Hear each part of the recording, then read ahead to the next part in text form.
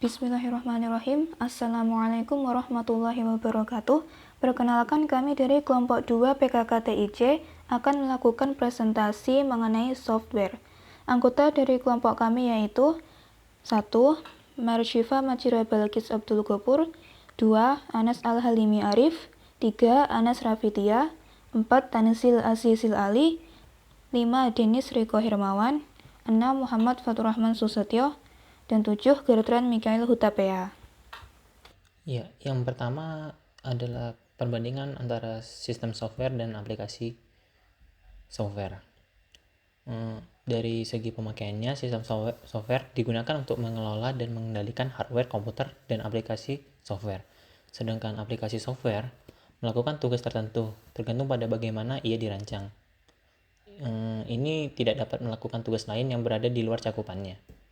Dilihat dari segi instalasinya, sistem software diinstal ke komputer ketika operating system diinstal. Sedangkan aplikasi software diinstal hanya ketika pengguna membutuhkannya. Misalnya, kamu hanya akan menginstal software edit foto ketika kamu ingin mengedit beberapa foto. Setelah itu, dilihat dari waktu eksekusi, sistem software akan mulai berjalan setelah kamu menyalakan komputer. Ini akan berjalan terus hingga kita mematikan komputer. Sedangkan aplikasi software hanya akan berjalan jika diminta. Kita akan memulai pengolah kata ketika kamu perlu membuka atau menyiapkan beberapa dokumen. Dari sudut pandang umum, pengguna software tidak dapat berinteraksi dengan sistem software. Ini karena software berfungsi di latar belakang. Sedangkan untuk aplikasi software, pengguna akan memiliki interaksi langsung dengan software. Bahkan, pengguna mengontrol cara software beroperasi. Dilihat dari segi ketergantungannya, sistem software berjalan secara independen. Pengoperasiannya tidak tergantung pada perilaku software lain. Sebaliknya, itu adalah salah satu yang menyediakan kondisi untuk software lain untuk berjalan secara efektif. Sedangkan aplikasi software tidak dapat berjalan secara independen. Mereka tergantung pada kondisi yang disediakan oleh operating system. Yang terakhir, dilihat dari segi kompleksitasnya, sistem software cukup rumit karena membutuhkan programmer untuk memiliki pengetahuan penuh tentang sistem hardware yang mendasari dan bahasa tingkat rendah. Sedangkan aplikasi software tidak terlalu rumit. Seorang programmer hanya perlu memiliki pengetahuan tentang sistem software yang mendasari dan bahasa tingkat tinggi. Ya, selanjutnya ada komponen sistem software. Komponen sistem software itu ada 3. Yang pertama ada operating system yang dipasang pada hard drive sebuah komputer, sehingga hardware dapat berkomunikasi dan bekerja dengan software di dalam perangkat tersebut. Yang kedua ada device driver, program jembatan penghubung antara hardware dan software untuk membantu mengontrol dan mengendalikan perangkat peripheral komputer. Yang terakhir ada utility programs, sistem software yang menjalankan tugas-tugas maintenance, disebut juga dengan utility. Umumnya digunakan untuk mendukung, menyempurnakan, atau memperluas program yang ada dalam sistem komputer. Operating system, sebuah perangkat lunak sistem yang mampu mengelola sumber daya atau resource dari software dan hardware agar dapat berjalan dengan baik serta memudahkan proses interaksi dengan pengguna atau user. Fungsi operating system yang pertama adalah memory management, terbagi menjadi 2 fokus utama, yaitu primary memory dan main memory. Primary memory merupakan kebutuhan penyimpanan yang diutamakan seperti RAM. Main memory merupakan penyimpanan yang dapat diakses langsung melalui CPU. Yang kedua ada device management. Sistem operasi juga mempunyai fungsi untuk mengatur komunikasi antar perangkat melalui setiap driver. Untuk program yang berperan untuk menangani hal tersebut adalah I/O controller. Yang ketiga ada file management, juga dapat digunakan untuk melakukan konfigurasi pada dokumen, mulai dari tahap awal hingga akhir yang mengatur kebutuhan detail setiap informasi. Kemudian mengelola lokasi, fungsionalitas sistem, dan fitur lainnya. Yang keempat ada processor management. Fungsi yang terakhir ini mendukung proses multiprogramming untuk menentukan fase mana yang menggunakan prosesor dalam jangka waktu tertentu. Selanjutnya ada komponen operating system. Berikut adalah komponennya. Yang pertama ada file, merupakan dokumen yang terbentuk atau dijalankan melalui sebuah sistem operasi. Yang kedua ada kernel, merupakan perangkat lunak atau software yang membentuk sistem dan memiliki tugas untuk melayani berbagai macam program aplikasi secara aman dan mudah. Yang ketiga ada user interface, sistem operasi yang mempunyai karakteristik antarmuka yang menjadikan interaksi antara pengguna dengan komputer. Jenis-jenis sistem operasi terbagi menjadi 6.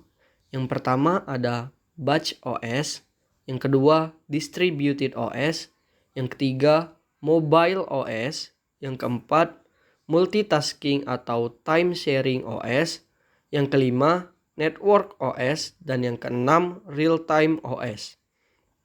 Selanjutnya, macam-macam sistem operasi yang terdapat pada smartphone. Yang pertama ada Android, yang kedua iOS, yang ketiga Windows Phone, yang keempat BlackBerry, serta yang kelima Symbian.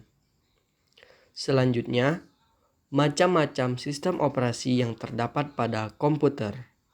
Yang pertama adalah Microsoft Windows, yang kedua ada DOS, yang ketiga ada Unix, yang keempat Linux, yang kelima Mac OS, yang keenam Solaris, dan yang ketujuh BSD.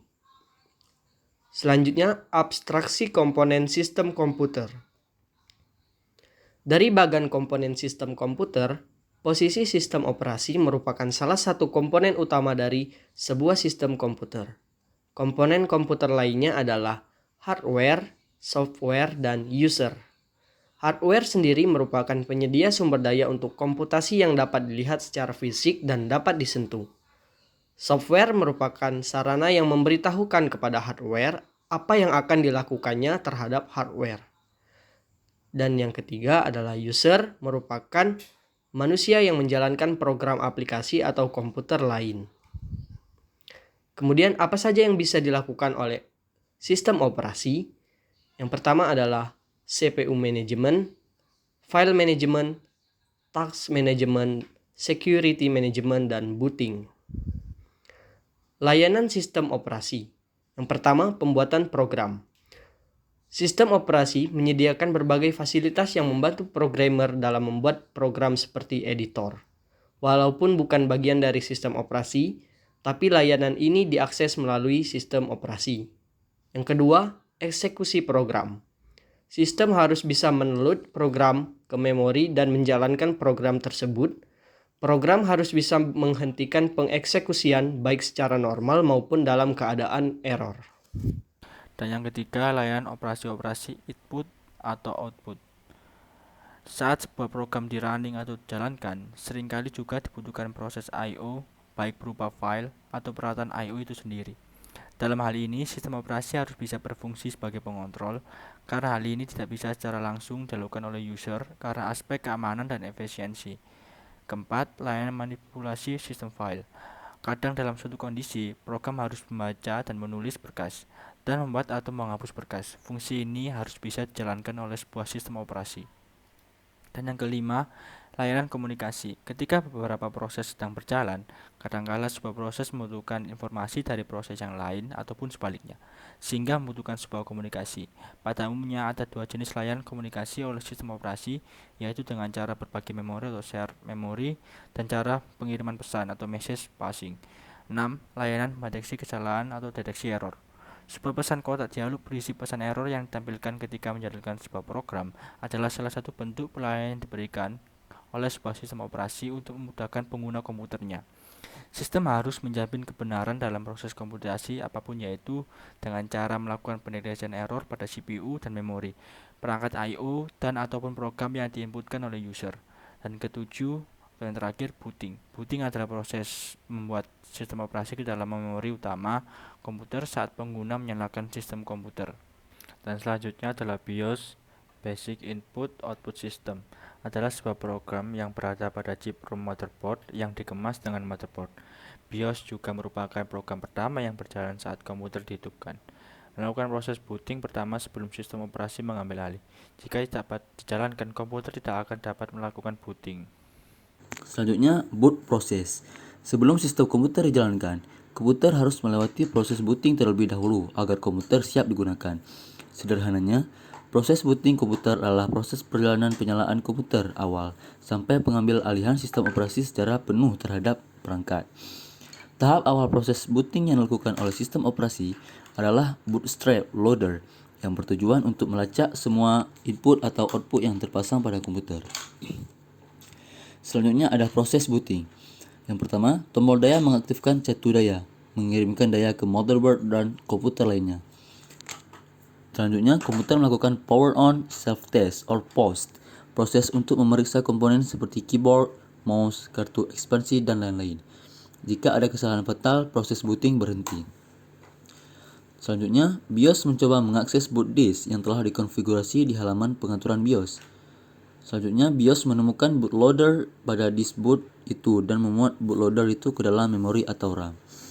Setelah bootloader ada di memori, BIOS menyerahkan pekerjaan tersebut ke bootloader.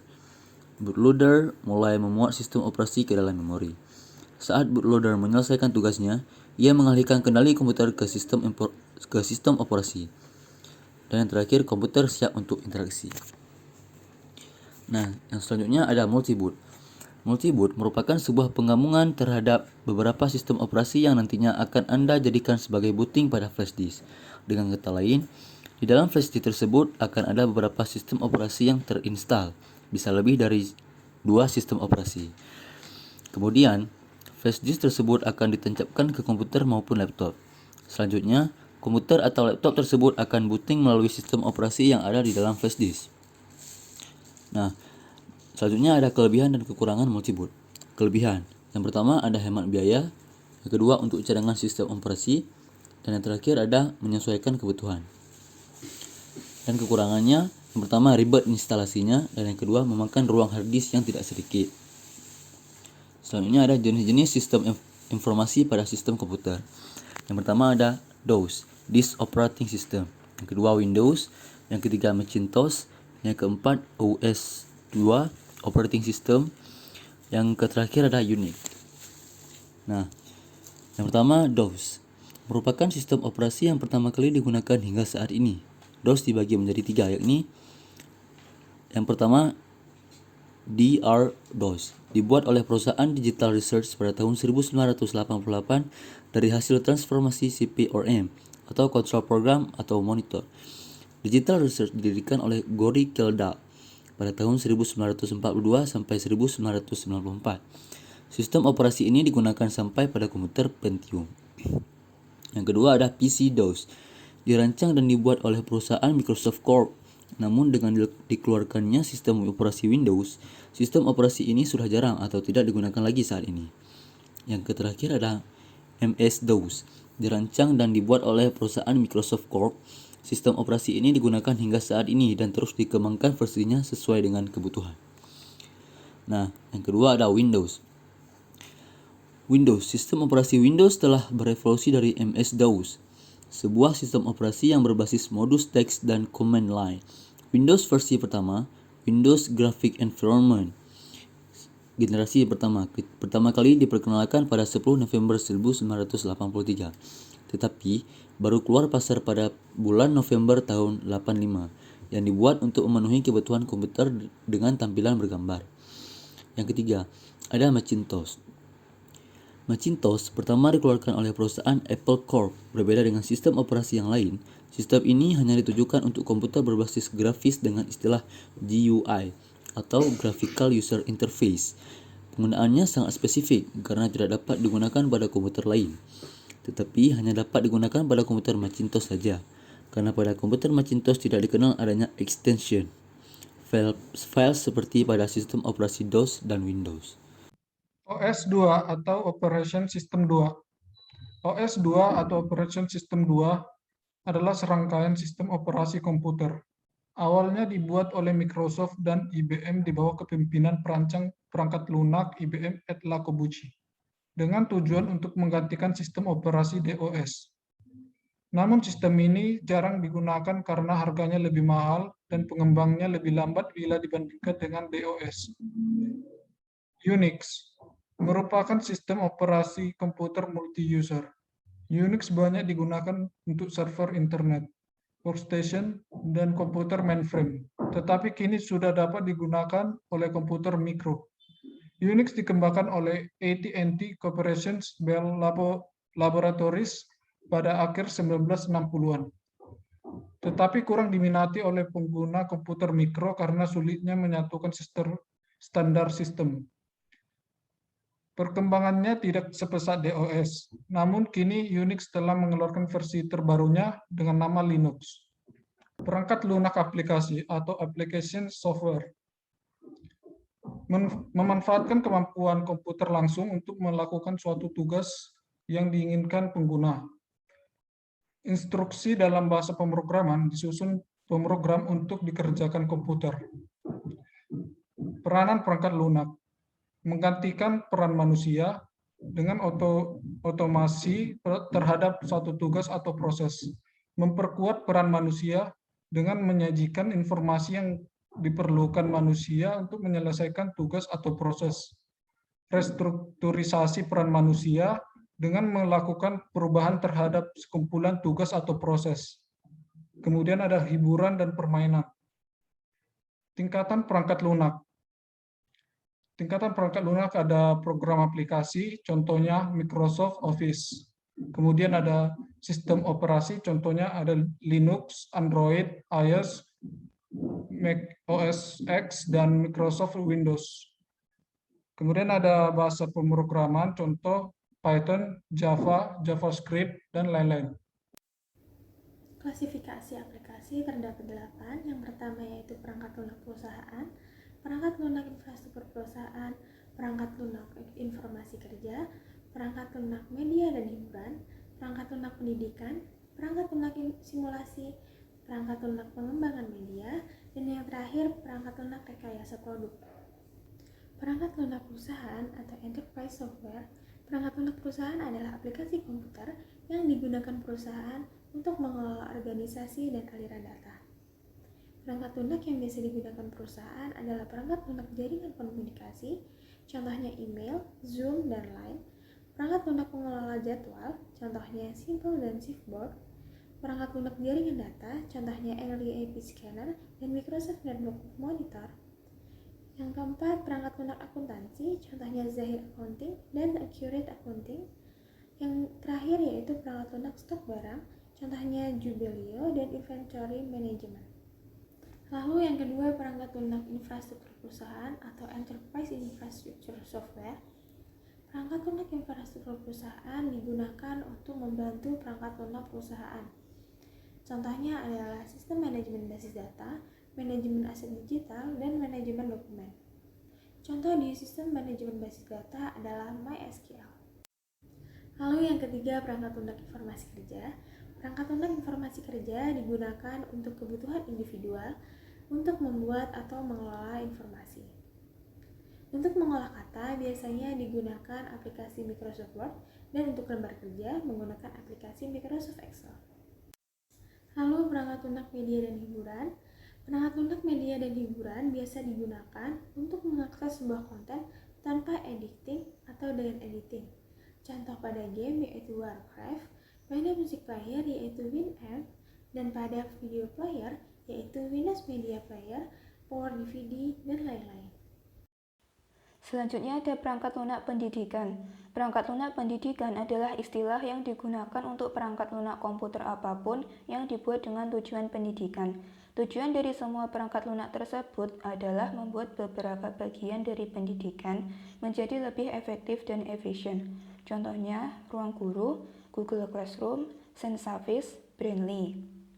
Selanjutnya, perangkat lunak simulasi.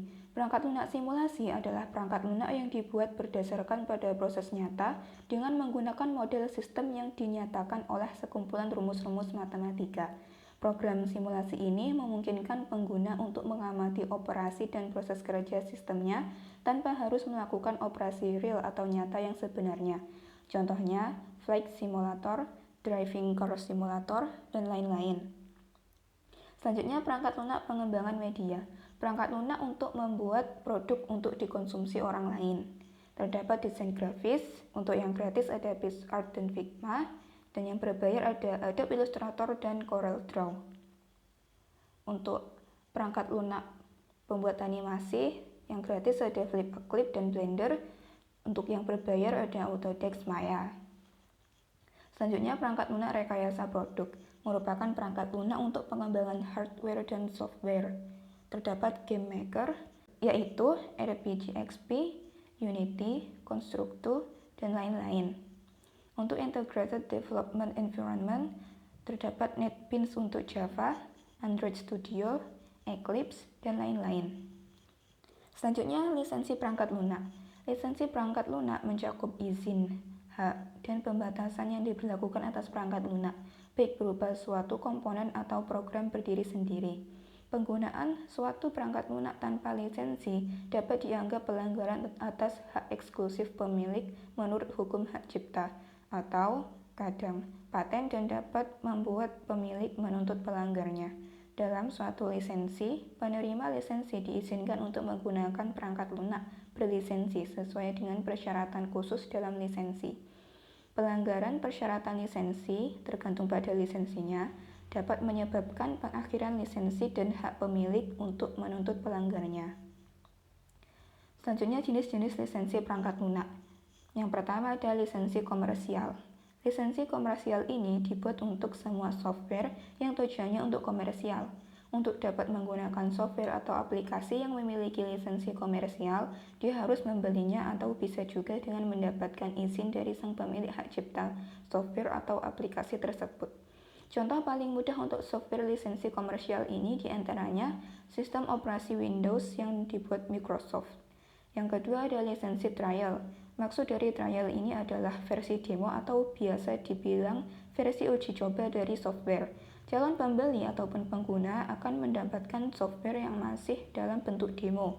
Tujuan dibuatkan demo ini agar pengguna dapat merasakan terlebih dahulu pelayanan yang ada pada software atau aplikasi tersebut. Batas waktunya pun bermacam-macam. Ada yang 15 hari, 20 hari, 30 hari, dan lain-lain. Maka dari itu, untuk dapat menggunakan layanan secara penuh dari software yang diinginkan, calon pembeli atau pengguna harus membeli software atau aplikasi tersebut. Yang ketiga, lisensi non-komersial. Software yang dibuat tidak semata-mata mencari keuntungan, sebab pada dasarnya software atau aplikasi ini dibuat sebagai bentuk pelayanan untuk publik. Contohnya, software atau aplikasi yang digunakan untuk rumah sakit, sekolah, yayasan, dan lain-lain. Biasanya software yang menggunakan lisensi non-komersial ini gratis, yang artinya tidak dipungut biaya. Yang keempat ada lisensi shareware. Lisensi shareware memberikan kebebasan untuk pengguna dalam menggunakan, menyebarluaskan, dan menggandakan software atau aplikasi yang dipakai. Pengguna pun tidak harus mendapatkan izin dari sang pemilik atau pembuat hak cipta software atau aplikasi.